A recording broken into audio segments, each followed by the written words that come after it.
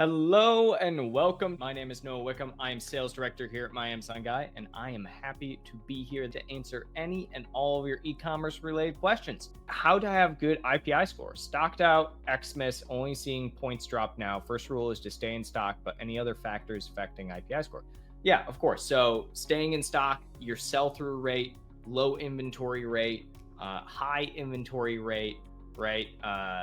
Let's see how frequently you're sending inventory in and staying within those metrics. So all of these things, as well as general sales volume, can help with your IPI scores. We have a video on our YouTube channel that I would absolutely go watch that I record that goes really in depth into understanding Amazon's inventory metrics and how they consider their low inventory fees and high inventory fees and what the actual equation is that they use for that. So that's something that I would absolutely look at. Go check out that video. If you look up inventory on our YouTube channel, it'll pop up. You'll be able to find it. But it's a great video that I go really in depth on that. It shows exactly how to calculate all of that. My biggest advice, follow exactly that video. Plus, just consistently adding in stock as stock is also depleted, and stay within a good stock level. Stockouts will hurt you immensely, but staying in stock and sending in inventory frequently helps so much when it comes to IPI score.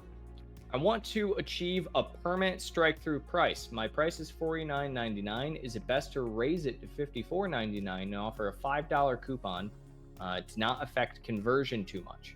How long should I keep the price $54.99? Okay, so here is the issue with permanent strike through. You cannot permanently do strike through price because Amazon in this day and age is a lot smarter than that. Back in the day, could you absolutely try and do permanent strike through for a very long period of time? Absolutely. Nowadays, Amazon has things such as your 180-day average sales, and they also have things such as your was price and your reference price. So these prices are what essentially dictate whether or not we can do a strike through. Now, Amazon will look at your 30, 60, 90, 180 day average selling price. This helps them determine a reference price. Essentially, if you go too long with having some form of strike through and Amazon notices and sees and your reference price gets updated to a certain price, you will end up saying $49.99 is your price. I've seen it happen several times before where people will keep a discount, coupon code, strike through, anything like that for 3 months, 4 months. Then they will try and raise their price back up. Amazon won't let them because they're trying to raise it up more than 10% and they get hit with a high pricing error. So if you are going to do this, I think $49.99 to $54.99 is not necessarily a bad move, simply because that's within about a $10 or 10% threshold that you would have to raise it up anyways.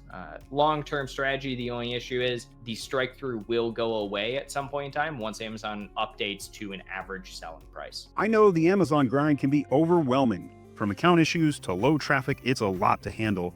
That's where My Amazon Guy steps in. Scan the QR code or click the link, and let's work together to boost your sales and make your life easier.